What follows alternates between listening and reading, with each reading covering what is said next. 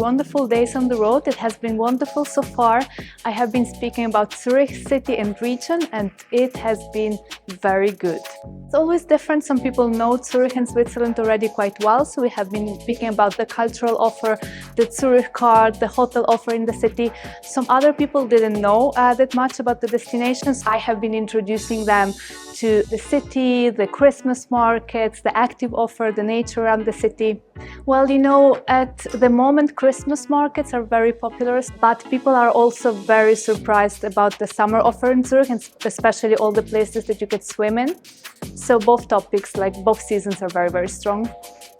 So my tip is usually when you arrive into Zurich is to have a Zurich Card for your clients, which is a 24-hour or 72-hour ticket, and then to explore the city center with it, the old town with a little walk, catch a little boat, go down to the chocolate museum, the Lindt Home of Chocolate, and then back to the city to enjoy all the Christmas markets. We have 6 different ones, and you can walk between them and have some wonderful food.